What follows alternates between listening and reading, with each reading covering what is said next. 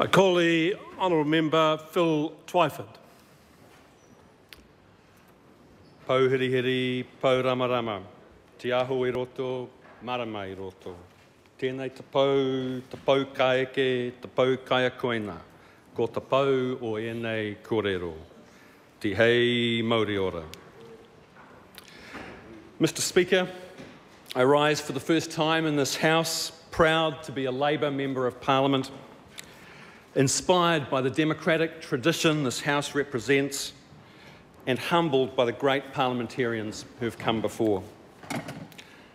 I congratulate you on your election. I acknowledge the speech from the throne and look forward to contributing to a robust opposition fulfilling its constitutional duty for the next 3 years. Mr. Speaker, as I look around the walls of this debating chamber and reflect on the battles waged, lives lost by thousands of New Zealanders to help forge our young nation, I am moved by the simple but brilliant concept of this House. Like the countless, often nameless people who have served and sacrificed for New Zealand in war, we too are servants of something bigger, something grander, something bolder. We come from varied backgrounds, but we all are united in a goal to collectively serve. At the end of our times here, some of us will be remembered, but most of us not. Regardless, we all will have served our nation, and for that I greet every member of this House, regardless of which side of the aisle, and look forward to working with all and disagreeing strenuously with some. If there is one thing that unites us all in this House, I would hope it's the belief we can make New Zealand the best it can be. It seems a minor miracle that this little collection of islands at the bottom of the Pacific with a mere 4 million people can sustain a successful modern nation-state that boasts some of the best quality of life the world can offer. What an implausible but heroic project, bringing together the descendants of the first settlers who 1,000 years ago crossed the Pacific by waka, to this the last significant landmass in the world to be settled by humans, to the 19th century Europeans who sailed to the other side of the planet to build a new life free from class exploitation, and the 20th century Boeing arrivals who fled poverty, oppression, or were simply seeking a better life for their children. We are all united by a desire to create a better world, and the only difference between us is when our waka touched these shores. This common bond created a whakapapa of pioneering social reform. The parihaka prophets of Te Whiti and Tohu, who offered a strategy of non-violent action to resolve previously lethal disputes. Kate Shepherd and the suffragettes securing the vote for women. Richard Seddon and the Liberals bringing in groundbreaking social and industrial legislation. Michael Joseph Savage creating one of the world's most comprehensive social security systems in the 1930s. Peter Fraser at the UN in 1945 helping to draft the Universal Declaration of Human Rights. Norm Kirk in the 1970s standing up for a nuclear-free Pacific. And the treaty settlement process started by Kirk and Matu Rata, a unique effort at post-colonial reconciliation over more than 3.5 decades. There is much to be proud of and to draw inspiration from. And let's not forget our other nation builders, the entrepreneurs, the scientists, public servants, our artists, educators, sports people, the men and women who worked the land, the workers who built the roads, raised the kids, and fought the wars when we asked them to, who clean the offices, run the footy and netball teams, look after our older and frail New Zealanders, and who work in the kitchens and shops and factories. In spite of our national tendency to self-doubt, we know we are capable of great things. I believe that to achieve great things, there are a few things we must do first. I believe we must unleash the talents of all of our citizens. This will take great health and education systems and a shared belief that unemployment, incarceration and ill health are simply human waste that we cannot afford. I believe we must recognise there are some things we do more efficiently and fairly together rather than privately. Smart, strong government can deliver the essentials: healthcare, cost-effective social insurance, education, superannuation. These social supports mean we all get the best possible start in life, and after that, it's up to each of us to apply our talent and hard work. This, to me, is modern socialism. This, to me, is what it means to be in a modern New Zealand Labour Party. I reject the notion that government is a burden. In a global marketplace where billions of dollars can be moved across borders at the click of a mouse, it's easy for the big to get bigger at the expense of the vulnerable. Rules are needed for fair competition and to make markets work. Government can have a role in owning strategically important enterprises. I believe we must constantly look for ways to help our firms to grow and create high-value jobs and seize the opportunities in global markets. We have to invest more in research and development and science based on our comparative advantages. We have to keep building the infrastructure for a 21st century economy.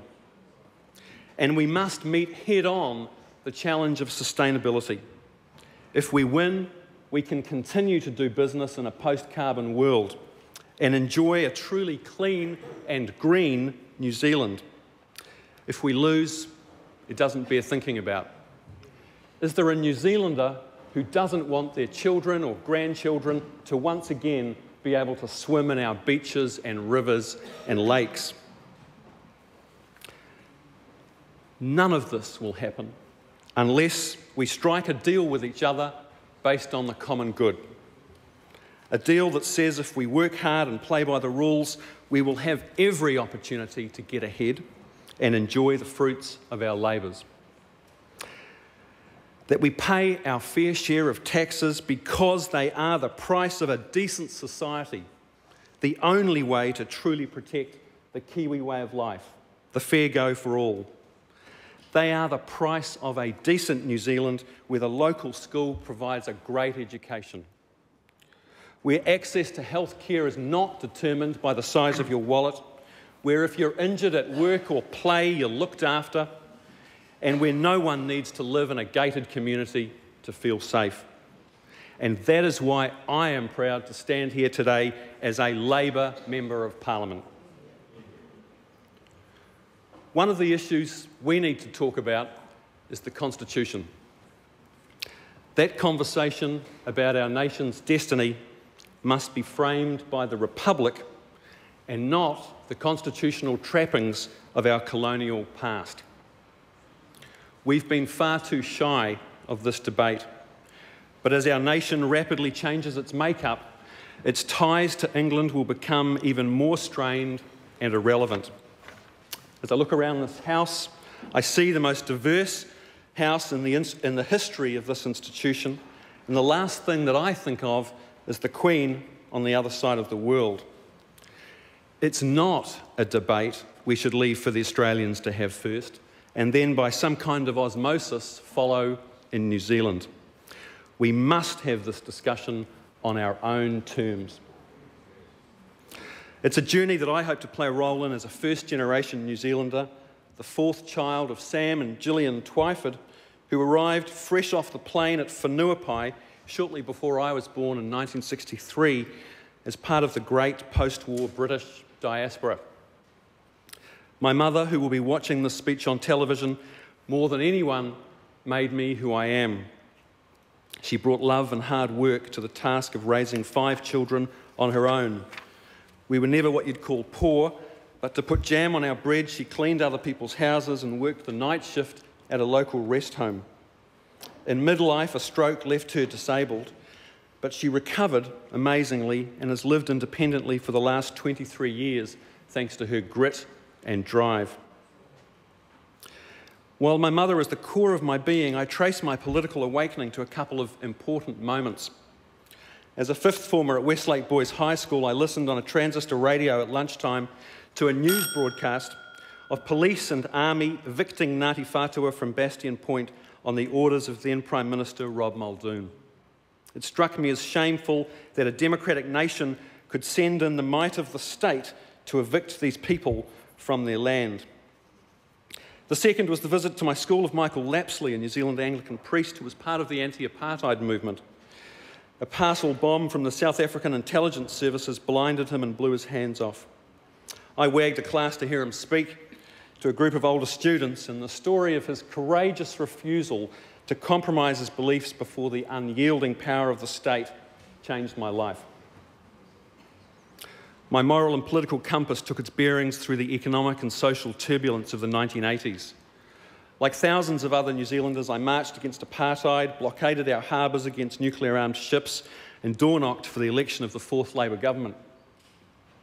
Its independent foreign policy, long overdue social and environmental reforms, and progress on the treaty were cause for elation. But as for many, the sweet taste of social progress turned to ashes in my mouth. An economic crisis became the pretext for an ideological blitzkrieg that tried to impose a commercial model on almost every facet of our nation's life. Change was needed, but by God, we paid the price in poverty, inequality, loss of productive capacity in our firms, and damaged generations. We're still paying. It is possible, I believe, to run an open economy that welcomes good foreign investment while also protecting what is good and valuable about our landscape, our institutions, and our way of life. It is possible to have a business-friendly environment while respecting the rights of workers and treating them with dignity. It is possible to celebrate success and wealth creation while also giving a hand up to those who need it. It is possible. During the dark years of the Douglas Richardson experiments, I've refocused my energies on humanitarianism and development, first as the founding executive director of Oxfam New Zealand, and then as advocacy director of Oxfam International, based in Washington, DC. We gave many thousands of New Zealanders the chance to help in a practical way to make our planet a fairer place. We smuggled medical supplies into Bougainville through a military blockade so mothers who had fled the fighting into the bush would not die preventable deaths in childbirth. We funded loans to Ethiopian farmers driven from the land by famine so they could start businesses.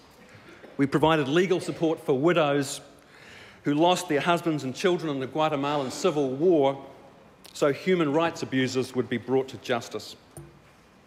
I tell you these things to illustrate my view that we all need to stand up against what we see as wrong in our communities. Not to act makes us part of the problem. My latter years with Oxfam taught me you cannot achieve lasting change without politicians prepared to be courageous, to take risks, to do what is right. As I lobbied the UN Security Council against the invasion of Iraq, Helen Clark's stand against the Bush-Blair-Howard war made me proud to be a New Zealander.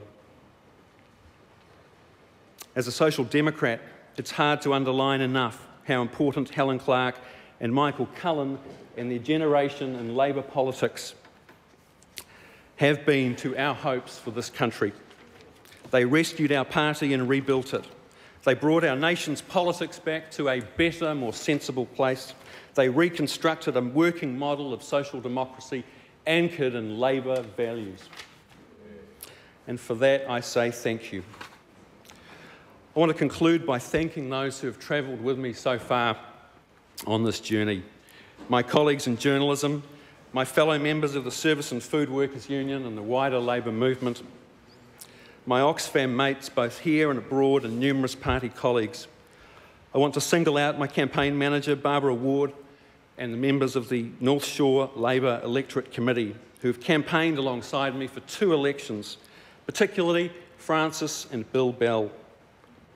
And most of all today, for my partner Joanna and our son Harry, I say this: this land is our land, and nothing is too good for the future generations we will pass it on to. Nō reira, e ngā mana, e ngā reo, e ngā rangatira maha, kua rupeki mai nei ki raro I te tuanui o tēnei o tō tātou whare. Tēnā koutou, kia ora mai.